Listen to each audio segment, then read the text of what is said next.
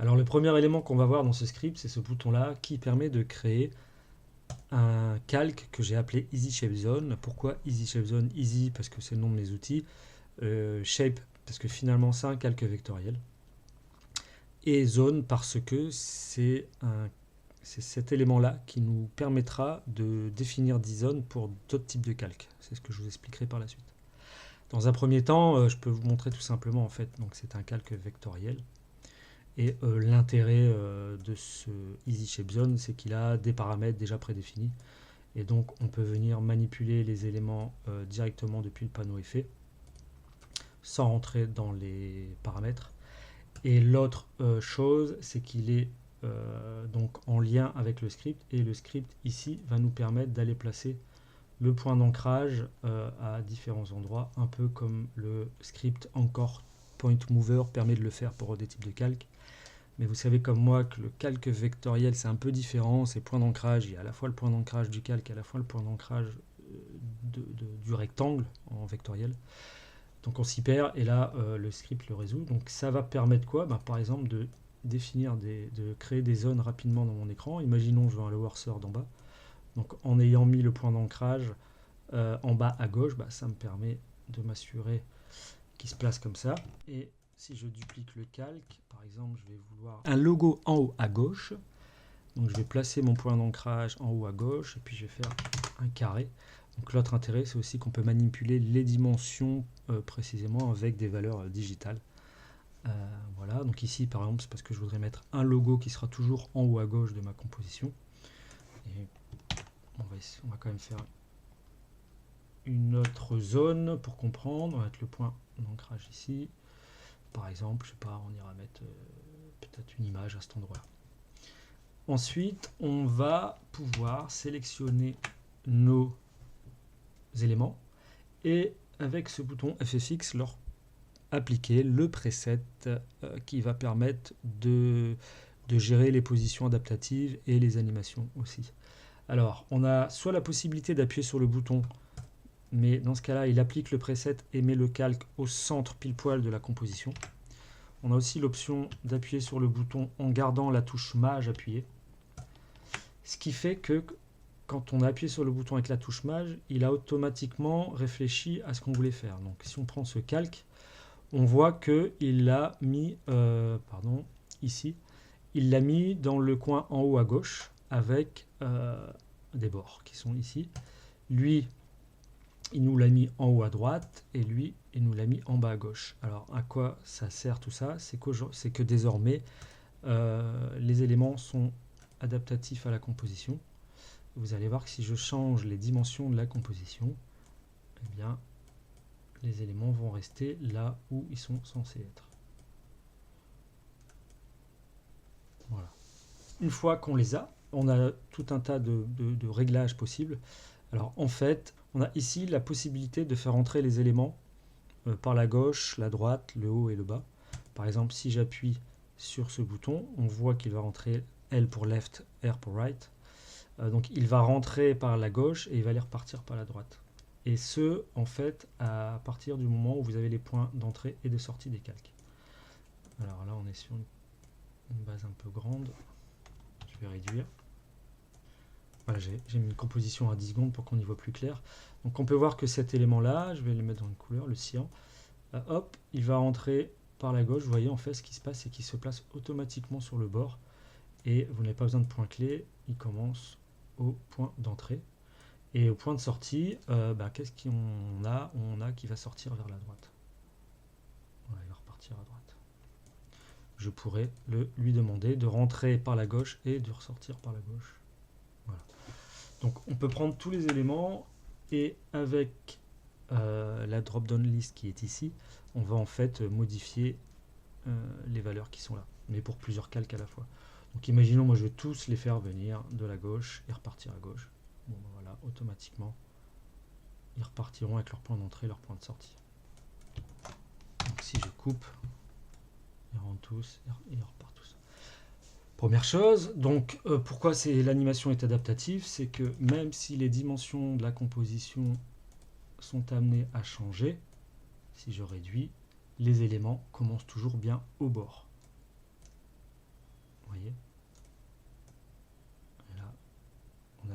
d'animation. Voilà la première logique. Si je reprends ce calque qui est ici, je peux aussi cocher ou décocher différents paramètres. Et en plus de rentrer, par exemple, ici, il va aussi avoir une animation d'échelle. Donc on peut mettre ici fixe pour mieux comprendre. Vous voyez que mon calque, il va grandir comme ça. On peut ajouter une rotation. On peut ajouter une opacité. Une position, vous l'avez compris. Et ensuite, là, il y a des valeurs par défaut. Et ensuite, vous avez la possibilité d'aller les changer ici à la mano. Alors, quel est l'intérêt? Tout simplement, premièrement, de ne pas avoir à gérer des points clés.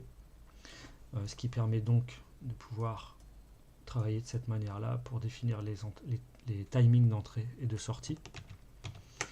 Mais aussi parce qu'on va pouvoir copier, coller les différents paramètres sur d'autres calques et donc appliquer en 2 clics des réglages d'animation pour plusieurs calques à la fois.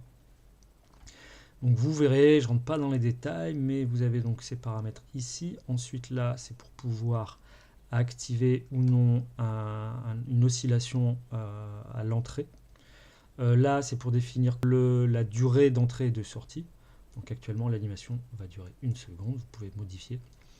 Vous pouvez modifier les paramètres de ease.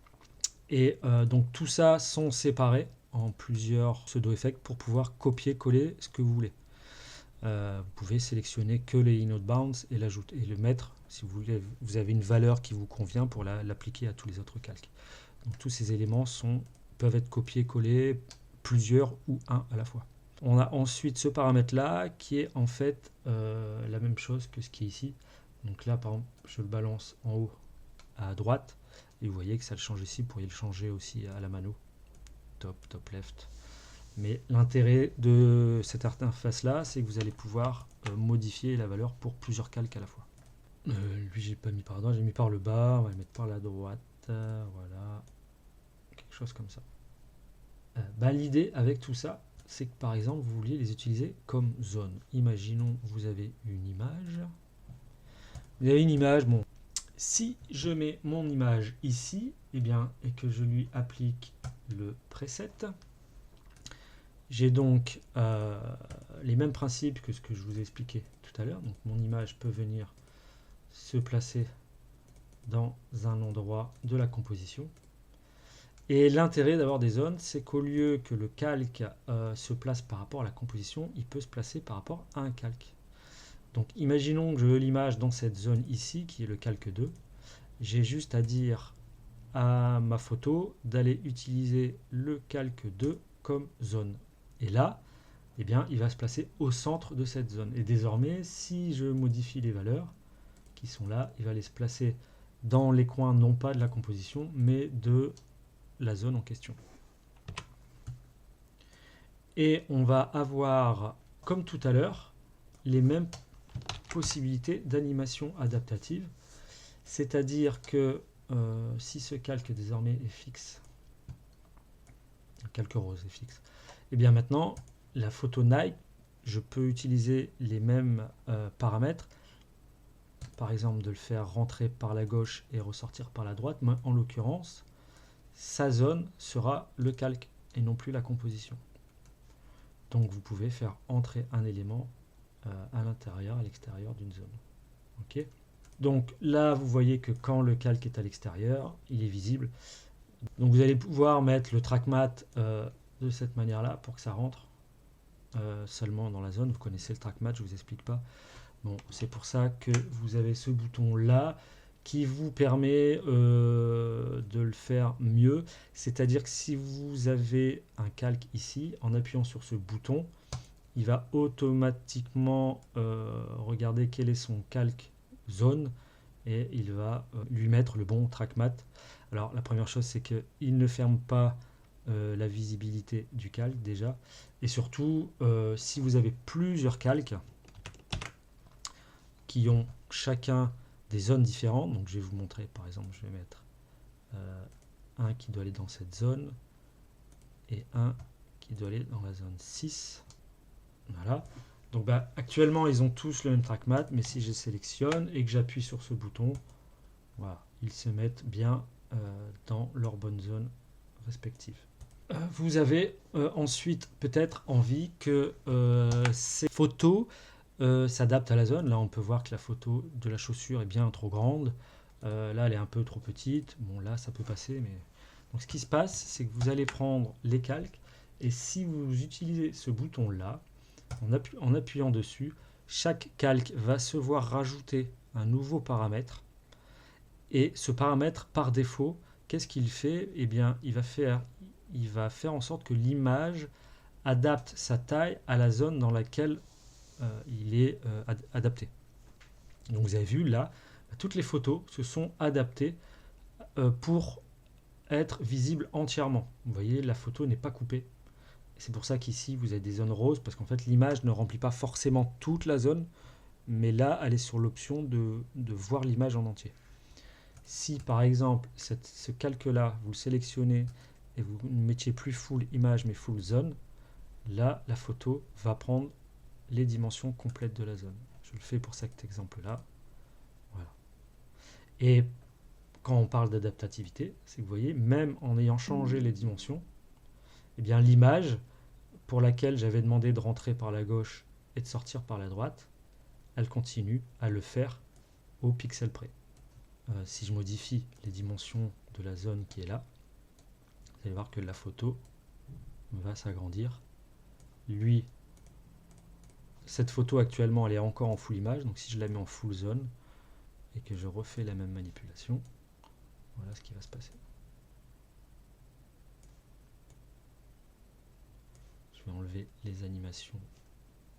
Les trois calques rentrent de la même manière. Et si maintenant je veux faire rentrer tous les calques du bas et de sortir par le bas, vous voyez, on a...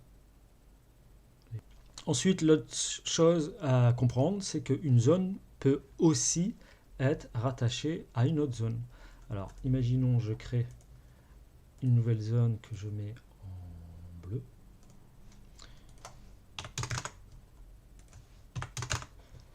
Et imaginons que ce carré maintenant, je veux qu'il soit toujours au bout de cette zone qui est ici. Bien, je lui applique le preset. Je lui dis que je veux qu'il soit rattaché au calque 7. Donc, par défaut, il est mis au centre. Je peux utiliser mon UI pour le mettre au bout. Donc désormais, si la zone grandit, on a le carré qui reste attaché au bon endroit. Et moi, je le veux à l'extérieur. Donc on a des options ici. Donc là, il sera collé à droite, mais à l'extérieur. Et si je lui mets un petit paramètre de décalage, voilà ce qui va se passer. Donc là, on est aussi adaptatif. Et lui peut toujours, encore une fois, être animé. Alors je vous montre l'animation en scale, puisque comme je vous l'ai dit tout à l'heure, le point d'ancrage, vous n'y avez plus accès. Le scale dépend du point d'ancrage. Donc voilà ce qui peut se passer. C'est que quand là, j'ai donc mis le carré de manière responsive à droite de cette zone, à l'extérieur. Donc comme il est à droite, il a été mettre son point d'ancrage à droite. Si je vous fais un exemple, si cette fois je demande au carré d'aller se placer à gauche, il se place à gauche, comme l'option outside est activée, il l'a bien mis en dehors. Mais vous voyez qu'aussi le script modifie les deux, donc il a aussi changé son point d'ancrage. Mais vous avez la possibilité de changer le point d'ancrage à la main. Et donc si je mets le point d'ancrage à droite tout en ayant positionné le carré à gauche, voilà la manière dont le scale va agir. Donc si je reprends le carré, je le remets à droite et je lui mets un point d'ancrage à gauche, on va obtenir ça. Si je mets en haut à gauche, on va obtenir ça. Ok. Je vous montre ces deux boutons là, c'est un bon exemple. Ben, imaginons que je veux que mon carré bleu ait les mêmes dimensions en hauteur que sa zone. Si je clique sur le bouton, il a reconnu automatiquement. Et donc là maintenant j'ai un carré avec la hauteur de la zone. Donc si je monte, je reprends, je appuie là-dessus. il reprend les dimensions du rectangle. Et si je le mets au-dessus et que je fais pareil avec en largeur, voilà, vous avez la même chose en largeur. Et vous pouvez ajouter un décalage. Et si vous modifiez l'emplacement de la zone, si désormais vous